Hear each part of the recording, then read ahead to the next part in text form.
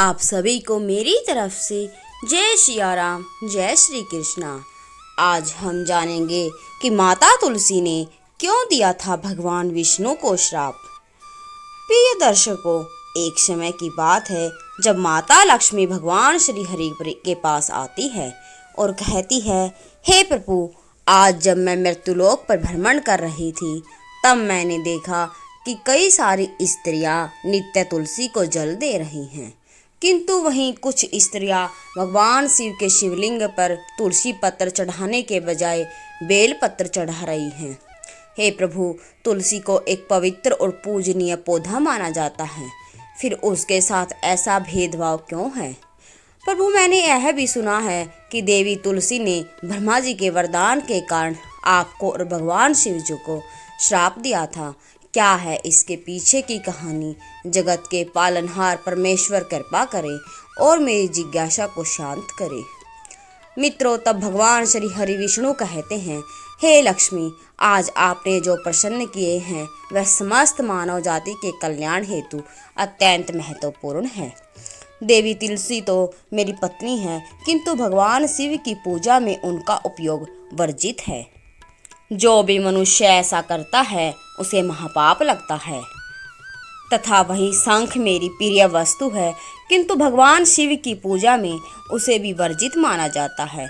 हे लक्ष्मी, आज मैं आपको एक रहस्यमयी कथा सुनाने जा रहा हूँ, जिसे सुनने मात्र से सभी भक्तों की हर मनोकामनाएं पूर्ण हो जाती हैं, उसके पाप नष्ट हो जाते हैं तथा मृत्यु के बाद उस मनुष्य को मोक्ष की प्राप्ति होती है। हे देवी लक्ष्मी, मेरा आपसे निवेदन है कि आप इस कथा को पूरे ध्यान से सुने और मानव जाति के कल्याण हेतु इसका प्रचार प्रसार करें। तब माता लक्ष्मी कहती है, हे प्रभु, आपकी कथा का श्रवण करना मेरा और समस्त मानव जाति का सौभाग्य है। कृपा करें आप इस पवित्र कथा को सुनाए। तब भगवान श्री हरि कहते हैं, हे लक्ष्मी, पूर्व काल की बात है। वितरण चिट्ठी नाम का एक दानव राजा हुआ करता था, जो बड़ा ही शूरवीर पराक्रमी था।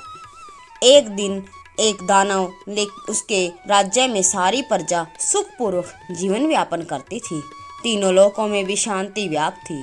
उसका पुत्र दंभ था, जो वीर, जितेंद्रिय, धार्मिक और हरि भक्त था। मित्र चिट्ठी के बाद दंभ दानव राज्य का राजा बना, परंतु काफी समय तक उसे कोई संतान नहीं हुई। तब उसे भविष्य तथा पुत्र की चिंता सताने लगी।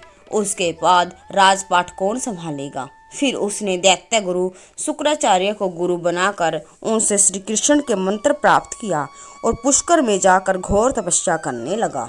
भगवान श्री कहते हैं, हे लक्ष्मी, तपस्या करते करते उसे 1,00,000 वर्ष पूरे हो गए। फिर एक दिन की बात है, उसके शीशे पर एक दिव्य प्रकाश बाहर आता है, जिसके कारण पूरा संसार संतप्त हो जाता है। अतः वह तेज समुद्र में जाकर विसर्जित होता है। उस समय प्रकाश के तेज से व्याकुल होकर सभी देवी देवता, लोकपाल, ब्रह्मा जी और ऋषिगण भयभीत होकर भगवान श्री हरि से मिलने तथा इस प्रलयकारी तेज के बारे में जानने हेतु वैकुंठ धाम में आते हैं और उनसे विनयपूर्वक पूछते हैं कि हे प्रभु, क्या कोई प्रलय आने वाला है? कौन से कारण से यह तेज उत्पन्न हुआ है? अब हम किसकी तेज से संतप्त हो रहे हैं? कृपा आप ही बताइए। इस शरणागत की रक्षा कीजिए। तब श्री हरि सभी को शांत करते हुए और मार्गदर्शन करते हुए कहते हैं, अभी कोई प्रलय नहीं आया है, क्योंकि अभी योग्य समय नहीं है। यह दिव्य प्रकाश में आई तेज तो मेरे ही भक्त दानव राजधम्भ के पुत्र की कामना से तपस्या करने से उत्पन्न हुआ है। तभी देवतागण श्री हरि के वचनों को सुन शांत और निर्भय होकर अपने अपने धाम को वापस लौट जाते हैं। वहीं दूसरी ओर श्री हरि स्वयं अपने परम भक्त दानव राजधम्भ को वरदान देते हैं, तुम स्वयं पुष्कर में आते हैं। तब दंभ भगवान के दर्शन पाकर अत्यंत प्रसन्न होकर उनके सामने नतमस्तक होकर उनकी बारंबार स्तुति करते हुए कहते हैं, हे प्रभु, इस मुझ पर कृपा करो। आप मुझे एक पुत्र प्राप्ति का वरदान दो, जो तीनों लोकों में अपना नाम अलौकिक करे। तब श्री हरि उसे वरदान देकर वहाँ से अंतर्ध्यान हो जाते हैं। मित्रों, भगवान श्री हरि कहते हैं, लक्ष्मी वरदान के चलते दानव राजधम्भ की पत्नी गर्भवती हो गई और उस समुद्र से निकले तेज के कारण एक पुत्र का जन्म हुआ। अपने घर में पुत्र होने के कारण दंभ की खुशियों का कोई ठिकाना ना रहा। उसने बड़े बड़े यज्ञ मांगलिक कार्य करते हुए विधि पूर्वक जात कर्म संस्कार संपन्न किया और पुत्र का नामकरण किया। वह अत्यंत सुंदर बालक था जिसका तेज समुद्र के दिव्य शंकर के समान था, इसलिए दैत्य गुरु शुक्राचार्य ने उसका नाम शंखचूड़ रखा। उसी का दूसरा नाम जालंधर था। उस बालक ने बचपन में ही सभी प्रकार की विद्याओं को ग्रहण कर लिया और जब युवा अवस्था में आया तब दैत्य गुरु शुक्राचार्य की उपदेश से वह पुष्कर में जाकर भगवान ब्रह्मा जी की घोर तपस्या करने लगा। फिर 100 वर्षों तक घोर तपस्या के कारण ब्रह्मा जी प्रसन्न होकर स्वयं शंखचूड़ के सामने प्रकट हुए।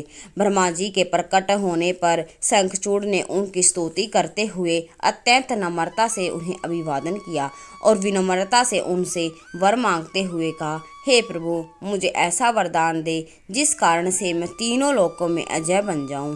तब ब्रह्मा जी प्रसन्न होकर बोले, तथास्तु, ऐसा ही होगा। फिर उन्होंने एक श्री कृष्ण यंत्र प्रदान किया और सर्वत्र विजय प्रदान करने वाला था। तत्पश्चात ब्रह्मा जी ने उसे आज्ञा दी कि तुम बद्री धाम को जाओ। वहीं पर धर्मध्वज की कन्या वृंदा थी जो एक तपस्विनी थी, उसके साथ विवाह कर लो। इतना कहकर ब्रह्मा जी अंतर्ध्यान हो गए। फिर उसने वही मंगल स्वरूप यंत्र को परिधान कर लिया और बद्री धाम की ओर निकल पड़ा। भगवान श्री हरि कहते हैं, हे लक्ष्मी, देवी वृंदा मेरी परम भक्त भी थी और वह मन ही मन श्री कृष्ण रूप से प्रेम करती थी। धर्मध्वज की सुंदर पुत्री वृंदा अपने महल के वन में तपस्या में लीन थी।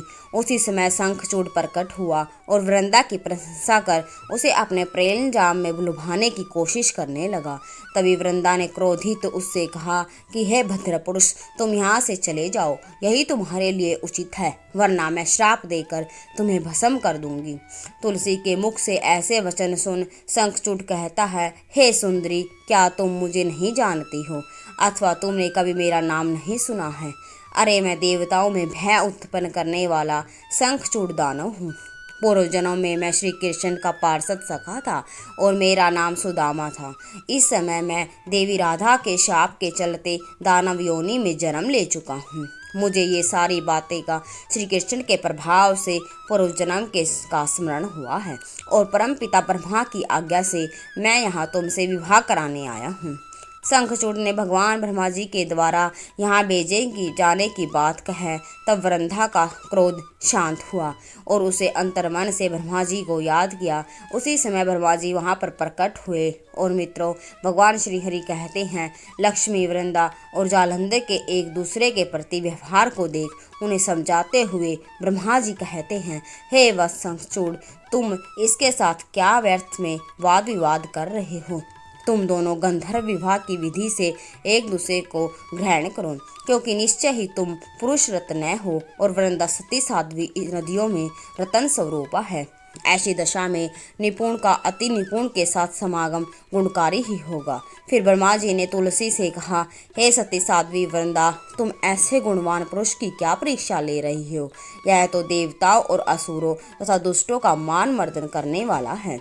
इंद्र, तुम इसके साथ संपूर्ण लोकों में सर्वथा उपयुक्त स्थानों पर चिरकाल तक प्रोत्सहित करोगी। इतना ही नहीं, मृत्यु के बाद यह पुनः श्री कृष्ण के धाम गोलोक को ही प्राप्त होगा और इसकी मृत्यु हो जाने पर तुम भी वैकुंठ में स्वयं की इच्छा से अनुसार चतुर्भुज भगवान श्री हरि के धाम को प्राप्त करोगे। इतना कहकर ब्रह्मा जी अपने धाम को चले गए। भगवान श्री हरि कहते हैं, हे लक्ष्मी, ब्रह्मा जी के कहे अनुसार शंखचूड़ और तुलसी गंधर्व विवाह कर लेते हैं और वे दोनों ही एक दूसरे के साथ अपने महल में प्रेम पूर्वक विहार करने लगते हैं। फिर कुछ समय के पश्चात दैत्य गुरु शुक्राचार्य ने शंखचूड़ को दैत्यों का राजा बना दिया। ब्रह्मा जी के वरदान के कारण और दानवों के उकसाए जाने पर शंखचूड़ को अहंकार हुआ और उसने देवताओं पर आक्रमण कर दिया, जिसके चलते उसके सामने सभी देवतागण परास्त होकर भाग खड़े हुए। ऐसी विपत्ति को देख देवी भद्रकाली अपनी दिव्य शक्तियों के साथ युद्ध करने रणभूमि में उतरी और उसके बाद दोनों में भयंकर भीषण युद्ध शुरू हो गया। कुछ ही समय के पश्चात युद्ध भूमि में आकाशवाणी हुई, हे देवी, आप शंखचूड़ को युद्ध में पराजित नहीं कर सकती हो। यह तुम्हारे लिए अवैध है, क्योंकि जब तक शंखचूड़ के शरीर पर यह श्री कृष्ण कवच है और इसकी पत्नी वृंदा का अस्तित्व अखंडित है, अब तक इसे रणभूमि में कोई नहीं हरा सकता। फिर भगवान श्री हरि कहते हैं कि लक्ष्मी यह सुनते ही भद्रकाली भगवान शिव के पास पहुंची और उन्होंने आकाशवाणी की सभी बातें बताई।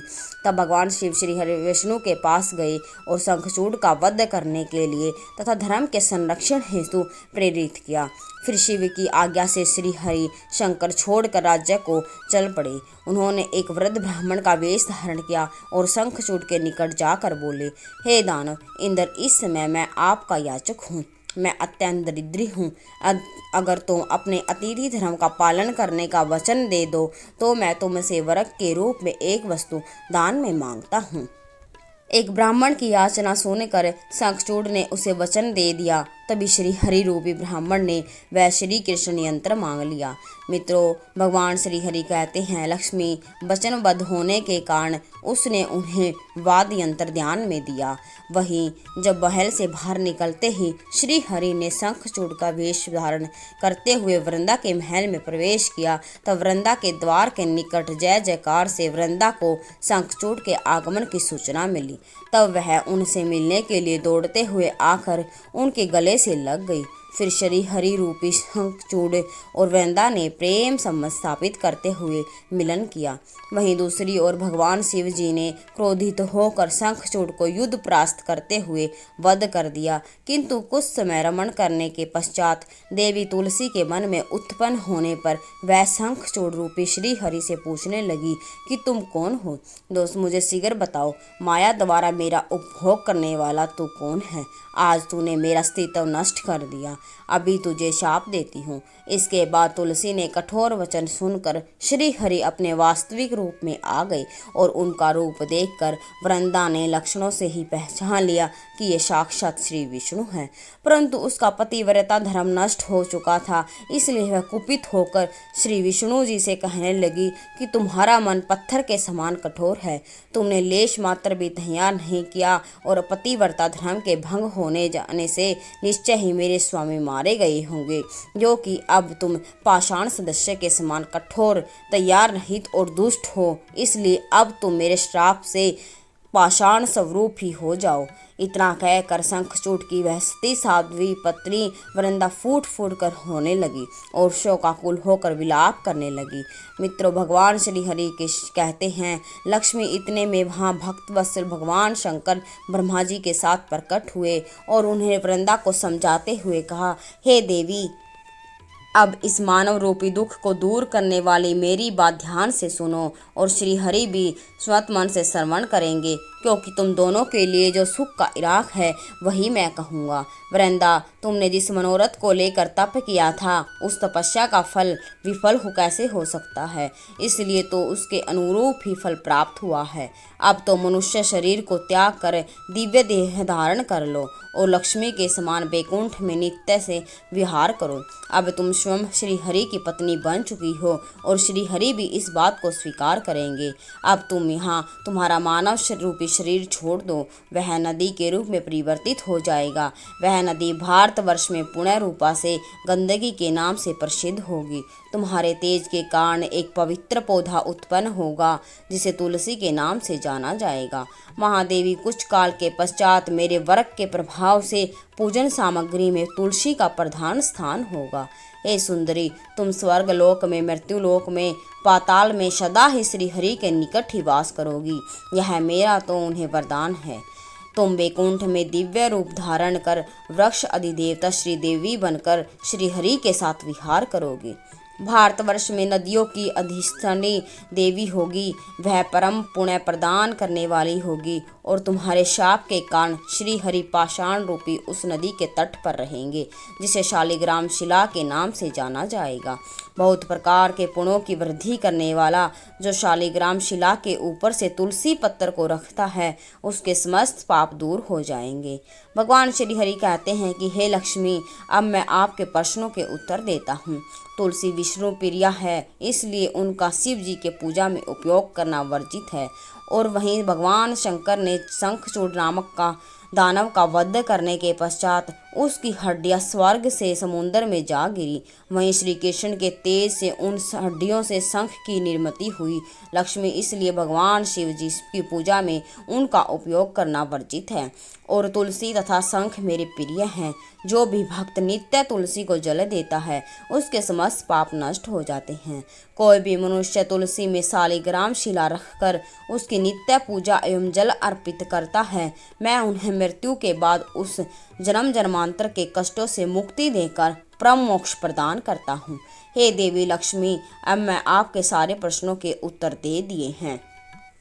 तो दोस्तों, आपको है वीडियो अच्छा लगा हो तो लाइक करें और चैनल को सब्सक्राइब करें और साथ में कमेंट बॉक्स में जय श्री हरि विष्णु जय तुलसी मैया जरूर लिखें।